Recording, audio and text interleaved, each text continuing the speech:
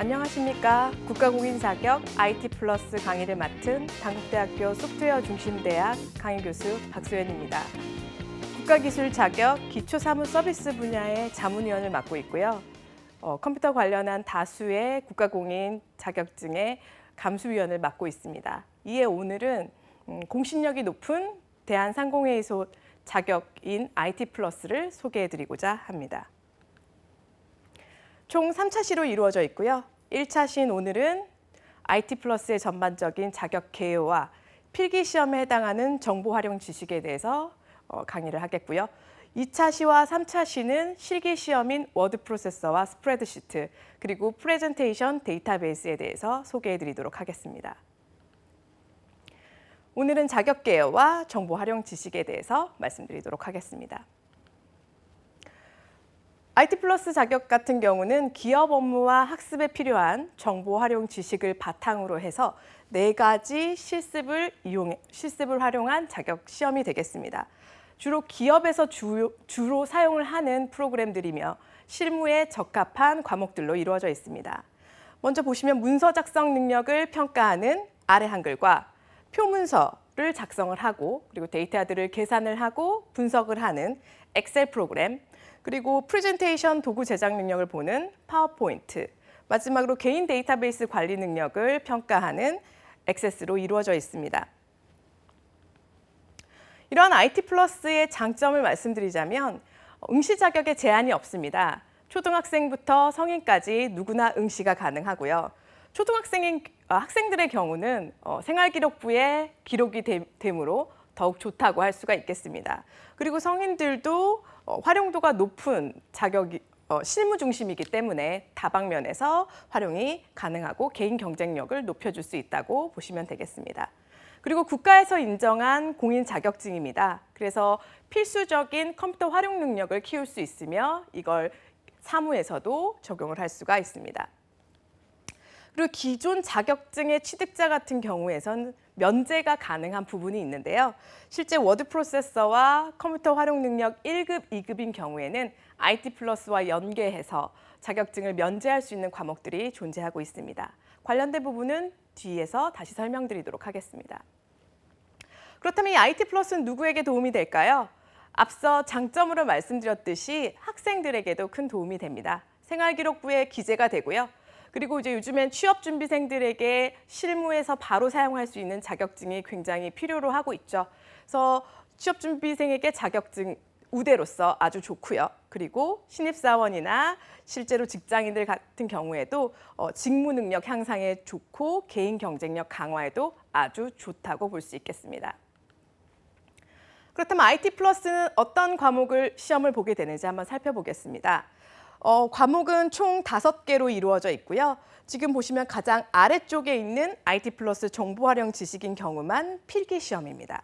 그래서 이 필기 시험은 객관식 사지선다형으로 총 25문항 30분의 시험 시간을 갖고 있고요. 나머지 워드 프로세서, 스프레드시트, 프레젠테이션, 그리고 데이터베이스 같은 경우는 모두 실기 시험으로 이루어져 있습니다. 문항 수는 각각이 조금 차이가 있고요. 시험 시간은 전체적으로 40분입니다. 그리고 워드 프로세서 같은 경우는 한글 2010 버전을 활용을 하고 있고요. 나머지 스프레드시트, 프레젠테이션, 데이터베이스 같은 경우는 마이크로소프트 오피스 2010 버전을 각각 채택하고 있습니다. 그렇다면 IT 플러스의 합격 결정 기준이 어떻게 되는지 한번 살펴보도록 하겠습니다. 다른 자격 시험과 달리 IT 플러스 같은 경우는 모듈형으로 이루어져 있습니다. 그래서 형태가 과목들별로 자격증 취득이 레벨 1부터 레벨 5까지 이루어져 있고요. 레벨 1, 2, 3 같은 경우는 필기 시험이 없습니다. 보통 다른 자격증은 필기 시험을 먼저 합격하고 실기를 합격을 하면 자격증이 취득이 되는 경우가 있는데 IT 플러스 같은 경우는 레벨 1부터 3까지는 필기 시험을 보지 않고서도 자격증 취득이 가능합니다. 레벨 1은 여기 있는 실기 시험 4가지 중에서 한 과목만 합격하시면 됩니다. 합격 기준은 60점 이상이 되겠습니다. 뒤쪽 슬라이드와 함께 교차하면서 설명을 드리도록 하겠습니다. 레벨 1 같은 경우는 아까 한 과목, 실기 한 과목에 60점 이상이라고 말씀드렸죠. 중급 수준의 정보 활용 능력을 갖추고 학습할 수 있는지를 보는 레벨이 되겠습니다. 그다음에 레벨 2 같은 경우는 실습 4과목 중에서 2과목, 그리고 60점 이상이 되어야 하겠습니다. 그래서 중급 수준의 문서 작성 능력이나 표문서 작성 계산 분석 능력을 갖추고 기업 업무와 학습을 쉽게 할 수 있는 능력이 있는가를 보는 형태가 되겠습니다. 레벨 3는 3과목에 60점 이상이 되겠습니다. 중상급 수준이 되겠고요. 실제로 1, 2, 3 같은 경우는 실기 시험으로만 이루어져 있습니다. 레벨 4와 레벨 5는 필기 시험인 정보 활용 지식을 시험을 보셔야 되는데요. 레벨 4 같은 경우는 3과목당 70점 이상이며 정보 활용 지식 필기는 60점 이상이 되어야 합니다. 그리고 레벨 5는 4과목에 80점 이상이어야 하고요. 그리고 필기는 60점 이상이면 되겠습니다. 그러다 보니 레벨 4 같은 경우는 상급 수준이고요. 그래서 레벨 5는 최상급 수준이라고 보시면 되겠습니다. 그래서 레벨 5 같은 경우는 합격 점수도 높고 모든 과목을 합격하셔야 취득할 수 있겠습니다. 그렇다면 과목별 수준 표기가 되고 있는데요. 실기 과목 점수인 경우만 과목별 수준 표기가 되고 있습니다. 60점 이상이 합격선인데 60점에서 69점까지가 중으로 표기가 되고 있고요. 70점에서 79점 사이는 중상, 80점에서 100점까지는 상으로 표기가 되고 있습니다. 물론 60점 미만은 불합격이고 60점 이상은 합격이지만 과목별 수준을 이렇게 표기를 해주고 있습니다.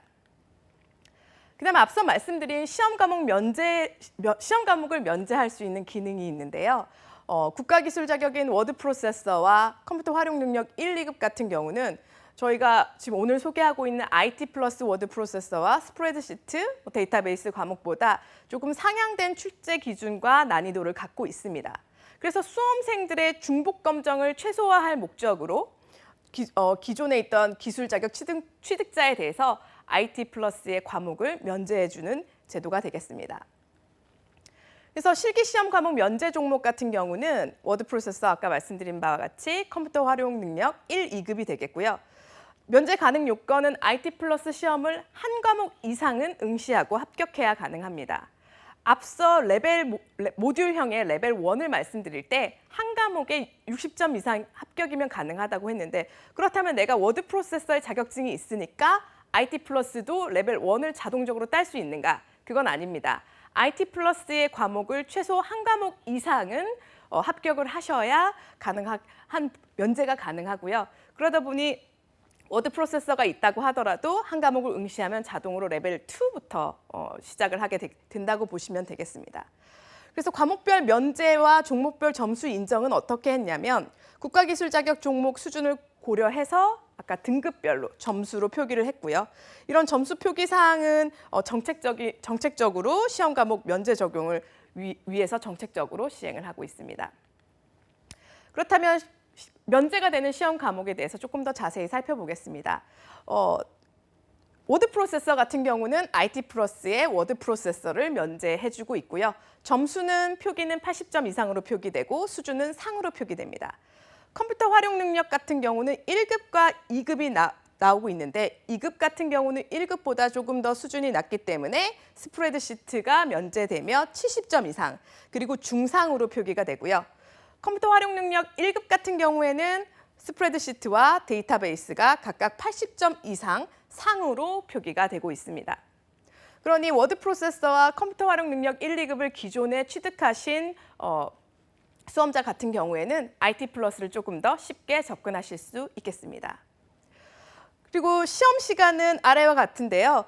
5개의 과목을 하루에 보실 수 있습니다. 그래서 시작 시간은 9시고 실제 입실과 시작 시간은 9시지만 시험 시간은 9시 15분부터 그리고 중간에 브레이크가 있는데 워드 프로세서가 끝나고 난 다음에는 점심시간까지 70분의 시간이 있습니다. 제가 이 시간을 말씀드리는 이유는 보통 오셔서 5개의 과목을 모두 시험 보는 경우도 시간을 체크를 해야겠지만 보통 내가 오늘은 정보 활용 지식과 데이터베이스만 보겠다 하는 경우에는 중간에 비게 되는 시간이 많이 있으니 잘 주의하셔서 체크하시면 좋을 것 같습니다. 그다음에 검정 수시로 또한 5과목을 다 같이 보는 경우에는 조금 더 할인이 있습니다. 다만 동일 회차 접수 시에만 혜택을 받으실 수 있습니다.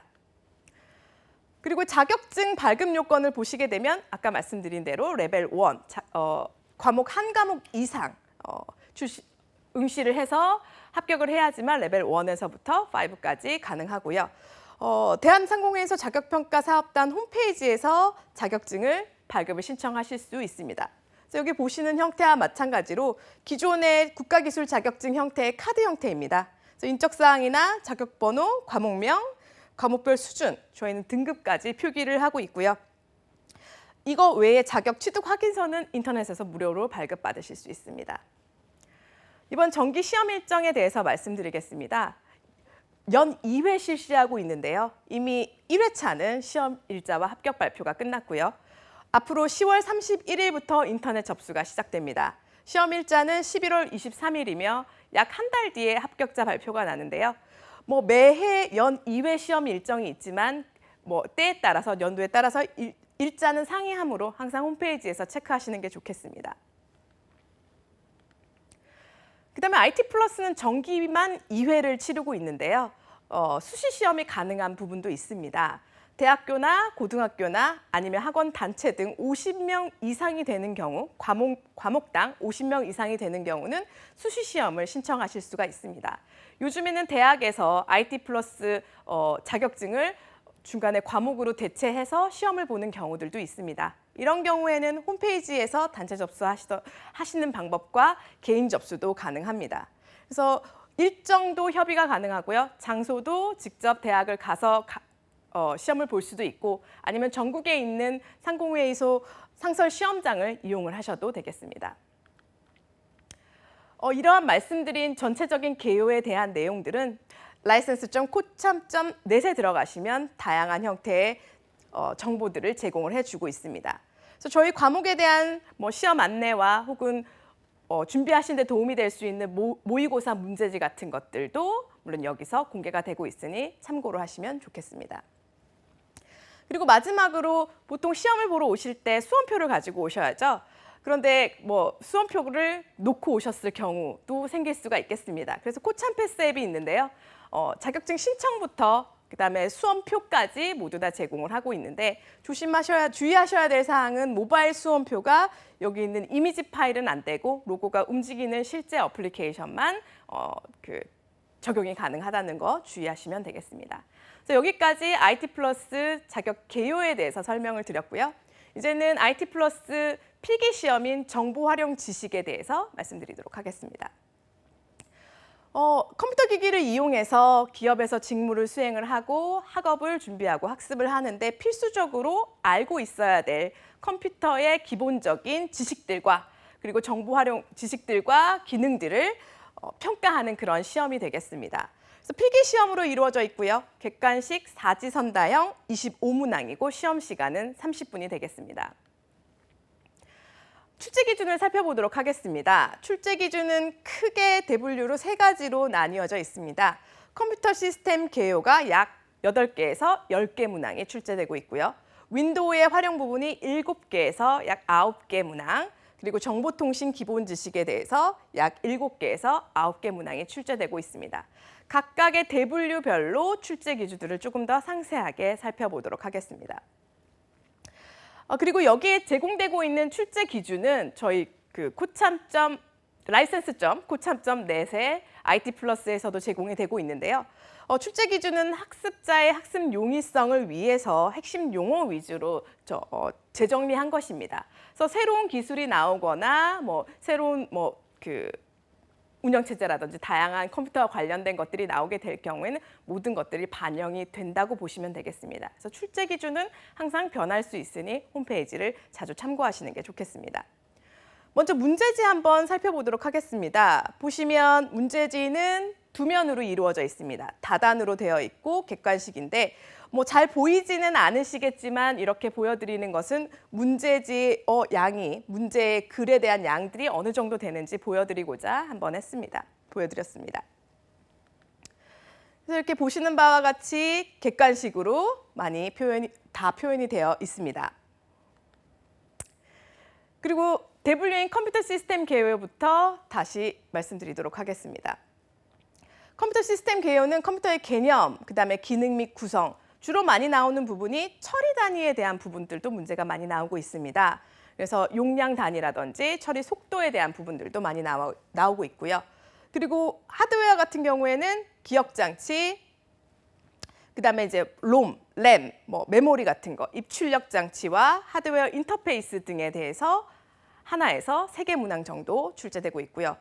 소프트웨어 같은 경우는 시스템 소프트웨어로 운영체제 관련된 문제, 그리고 응용 소프트웨어로 오피스라든지 멀티미디어 관련된 부분들도 나오고 있고요. 그리고 웹브라우저도 출제가 되고 있습니다. 그래서 소프트웨어 관련해서는 총 하나에서 3개의 문항이 출제되고 있습니다. 마지막으로 멀티미디어 같은 경우에는 멀티미디어의 개념이나 데이터 유형, 그리고 사용되고 있는 다양한 종류의 코덱에 대해서 문제가 출제되고 있고요. 그리고 멀티미디어를 활용하는 측면에서 소프트웨어 관련된 부분들도 같이 출제가 되고 있습니다. 그래서 총 2개에서 4개의 문항 정도가 되겠고요. 컴퓨터 시스템 개요는 전체 중분류들을 포함하여 8개에서 10개 문항이 출제되고 있습니다. 컴퓨터 시스템 개요의 문제 예시들을 좀 보도록 하겠습니다. 여기 보시면 아까 말씀드린 대로 처리 속도라든지 기억 용량에 대한 문제들이 많이 나온다고 말씀드렸습니다. 그래서 기억 용량에 관련된 문제가 나와 있는 부분이고요. 그래서 공부를 하실 때 관련되어 있는 기본 기억 용량들을 순서대로 기억을 해주시면 좋을 것 같습니다. 그다음에 하드웨어 예시입니다. 하드웨어는 램이나 롬이나 이런 SSD 같은 ODD 같은 문제들도 많이 나오고 있습니다. 그래서 메모리에 사용되는 SRAM, DRAM의 차이점도 잘 기억을 해주시면 좋겠습니다. 다음은 소프트웨어 예시입니다. 소프트웨어에서 운영체제에 관련된 문제가 가장 많이 출제가 되고 있습니다. 운영체제의 기능 중에서 컴퓨터 성능을 높이기 위해 하나의 컴퓨터에서 여러 개 CPU를 사용을 하는 것이 어떤 것이냐라는 문항이 되겠습니다. 그래서 운영체제 관련된 문항들이 많이 나오게 되는데요. 여기 보시면 정답은 멀티 프로세싱이 되겠습니다. 하나 이상의 프로세서가 서로 협력해서 일을 처리하는 것이 멀티 프로세싱이 되겠습니다. 그다음에 이번에 나와 있는 멀티태스킹 같은 경우에는 좀 더 확장을 해서 정해진 시간 내 교대로 명령어의 집합인 태스크를 수행을 하는 형태가 되겠습니다. 그리고 멀티 프로그래밍 같은 경우도 낭비되는 자원을 최소화하기 위해서 프로그램들을 교대로 실행하는 것인데 방금 말씀드린 멀티태스킹과 멀티 프로그래밍 둘 다 교대로 작업을 한다고 말씀을 드렸죠. 근데 멀티 프로그래밍 같은 경우는 프로그램들이 교대로 실행이 되는 것이고요. 멀티태스킹 같은 경우는 실제로 작업하는 컴퓨터의 단위인 명령어 단위인 태스크를 교대로 수행을 하는 거라고 보시면 되겠습니다.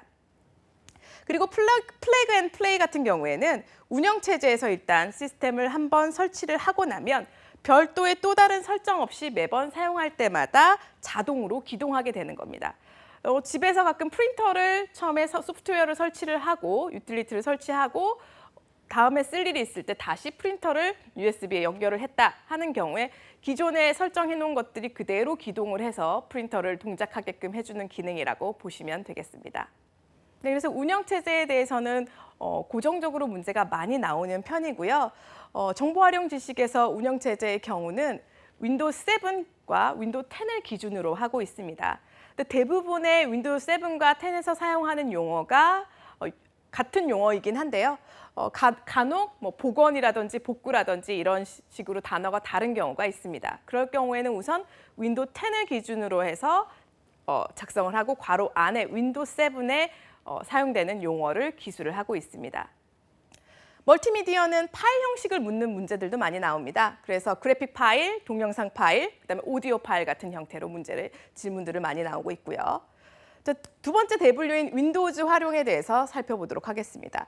여기는 이제 윈도우 시작과 종료, 그리고 바탕화면, 바탕화면에서 휴지통, 가젯 같은 것들, 그리고 창 부분들도 문제가 많이 나오고 있고요. 여기 보시는 바와 같이 에어로라든지 숨기기, 이동, 전환 같은 부분들도 많이 나오고 있습니다. 그래서 좀 기본적 윈도우즈 사용은 2개에서 4개 문항으로 많이 출제되고 있고요. 업무 및 보조 자료 관리 같은 경우는 탐색기, 그리고 유틸리티를 활용한 자료 관리가 주로 이루고 있습니다. 그 외에 아웃룩 사용하는 방법에 관한 문제들도 종종 출제가 되고요. 그래서 총 하나에서 3개 문항이 출제되고 있습니다. 하드웨어 및 시스템 관리 같은 경우는 여기 나와 있는 시스템 도구와 시스템 보안에 관련된 부분이 많이 출제되고 있습니다. 이 2가지 부분들은 모두 용어와 기능들을 잘 익혀두시는 것이 좋겠습니다. 그래서 총 2개에서 4개 문항이며 윈도우즈 활용 대분류는 전체 7개에서 9개 문항 정도가 출제되고 있습니다. 그래서 기본 윈도우즈 사용 예시 같은 경우는 종료 버튼에 관련된 문제가 출제가 되고 있고요.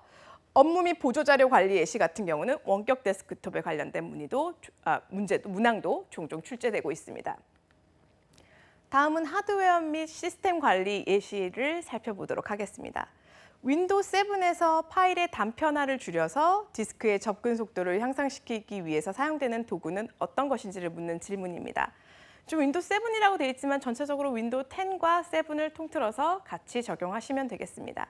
정답은 디스크 조각 모음이 되겠습니다. 그래서 앞서 말씀드린 대로 여기에 나와 있는 디스크 정리, 디스크 조각 모음, 디스크 검사, 그리고 시스템 복원 혹은 복구에 관한 기능들은 반드시 숙지를 하고 계셔야겠습니다. 그래서 디스크 정리 같은 경우는 불필요한 파일 제거를 통해서 디스크의 공간을 확보해 주는 거라고 보시면 되겠습니다. 그리고 디스크 검사 같은 경우는 드라이브에 오류가 있는지를 검사하는 경우가 되겠죠. 그래서 배드 섹터가 있다 없다라고 표현하는 부분이 디스크 검사를 통해서 나타나게 되는 부분입니다. 그리고 시스템 복원 혹은 복구, 윈도우 7과 10에서 용어가 약간의 차이가 있는데요. 이런 경우는 다 괄호를 표시를 해주고 있습니다. 그래서 시스템에 심각한 오류가 발생을 했을 때 이전 상태로 되돌리는 기능을 말하고 있습니다. 이전 상태로 되돌리려면 당연히 복원 지점이 필요하겠죠. 그래서 기존의 운영체제에서 복원 지정을 해놓고 나면 그 다음에 시스템 복원을 언제까지 하겠다라는 형태를 통해서 시스템 오류가 없는 상태로 돌리고 있습니다. 마지막으로 정보통신 기본 지식 대분류에 대한 내용을 정리해봤습니다. 정보통신의 이해 중분류에서는 네트워크와 관련된 부분입니다. 그래서 네트워크에 사용되는 클라이언트와 P2P 방식에 대한 부분들을 비롯해서 네트워크에 사용되는 장비들까지 모두 포함을 하고 있습니다. 그래서 정보통신 용어들, 새롭게 많이 나오는 것들이 있죠. 그런 용어들도 반드시 숙지하셔야겠습니다. 그래서 정보통신의 이해 문항은 하나에서 3개 문항이 되어 있고요. 그리고 2번째 인터넷 기술 같은 경우는 프로토콜의 개념이 많이 출제가 되고 있습니다. 그래서 HTTP나 SMTP의 기능 같은 것들도 포함이고요. 그리고 인터넷 주소로 IPv4, IPv6에 대한 비교 문제도 많이 출제되고 있습니다. 그래서 총 하나에서 3개 문항이 출제가 되고 있고요. 모바일 정보기기 같은 경우는 스마트 기기 관련한 기술이라든지 사용법, 응용 프로그램 같은 것들을 다 포함해서 문제가 총 하나에서 3개 정도 출제가 되고 있습니다. 마지막으로 컴퓨터 보안 및 안전 같은 경우는 우리가 생활 속에서 많이 접한 보안 용어들이 있을 겁니다. 웜이라든지 스푸핑, 스니핑, 이런 피싱, 좀비 PC 많이 들어보셨죠? 이런 것들이 어떤 것을 뜻하는 건지에 대해서 자세히 숙지하시는 게 좋겠습니다. 그래서 총 전체 하나에서 3개 문항이 출제가 되고 있고요. 정보통신 기본 지식은 총 7개에서 9개 문항이 출제되고 있습니다. 정보통신의 이해 예시를 살펴보도록 하겠습니다. 정보통신 쪽에서는 네트워크 관련된 것들이 문제로 많이 출제되고 있습니다. 지금 이번 문항 같은 경우에도 네트워크 장비의 기능에 대해서 물어보는 문항이 되겠는데요. 컴퓨터 네트워크 안에서 컴퓨터끼리 통신을 하는데 쓰이는 하드웨어로서 서로 다른 맥 주소를 가지는 하드웨어는 어떤 것이 있는가라는 얘기가 되겠습니다. 정답은 네트워크 카드가 되겠는데요. 네트워크 카드는 이더넷 카드라고 부르기도 하고 우리가 쉽게 랜 카드라고도 부르기도 하고요. 네트워크 어댑터라고도 합니다. 그래서 여기 나와 있는 이런 네트워크 카드 외에도 이더넷 허브 같은 경우는 이더넷 네트워크 상에서 여러 대의 컴퓨터와 네트워크 장비를 연결을 해주는 것이 이더넷 허브가 되겠고요. 그리고 라우터 같은 경우는 통신 방법이라든지 신호가 전혀 다른 네트워크를 서로 연결을 해주는 장치가 라우터가 되겠습니다. 그리고 게이트웨이는 프로토콜이 서로 다른 통신망이 같이 접속할 수 있게 해주는 장치가 되겠습니다. 그래서 게이트웨이는 고속도로에서 우리가 주로 통과하게 되는 톨게이트라고 보시면 되겠습니다. 그래서 게이트웨이는 네트워크 간 톨게이트라고 기억을 해주시는 것이 좋겠습니다. 그리고 인터넷 기술 관련돼서 IP 주소 얘기가 많이 나오고 있습니다. 그래서 그와 더불어 도메인 네임 시스템 DNS와 도메인 네임 시스템 DNS 서버에 관련된 것들도 기억을 해주시면 좋겠습니다. 모바일 정보기기 같은 경우는 AR이 요즘에 가장 많이 나오고 있습니다. 그래서 관련된 스마트폰 자체에서 사용되는 이런 기능, 그런 기능들을 숙지해 놓으시면 좋겠습니다. 이번에는 컴퓨터 보안 및 안전 예시를 살펴보도록 하겠습니다. 여기 보시면 여러 대의 컴퓨터들이 동시에 특정 웹사이트에 접속하게 함으로써 해당 사이트 시스템에 과부하를 줘서 정상 고객들이 접속을 할 수 없도록 만드는 보안 위협 형태를 묻는 문제가 되겠습니다. 그래서 보시면 디도스, 피싱, 스니핑, 크래킹의 단어들이 많이 나오고 있죠. 그래서 보시는 바와 같이 정답은 디도스가 되겠습니다. 여기 나와 있는 피싱 같은 경우는 말 그대로 이제 피싱이 낚시와 결합된 용어인데요. 불특정 다수한테 메일을 전체적으로 발송을 해서 위장된 홈페이지를 통해서 접속을 하도록 유도한 다음에 인터넷 이용자들의 금융 정보라든지 각종 개인 정보를 빼내는 수법이 피싱이 되겠습니다. 그다음에 스니핑 같은 경우는 네트워크 중간에서 패킷을 가로채는 수법을 얘기를 하고 있고요. 그다음에 크래킹 같은 경우는 불법 접근으로 다른 사람의 컴퓨터의 시스템이나 통신망을 파괴하는 행위가 되겠습니다. 지금까지 1차 시는 IT 플러스 자격의 전반적인 개요와 필기 시험인 정보 활용 지식에 대해서 살펴보았습니다.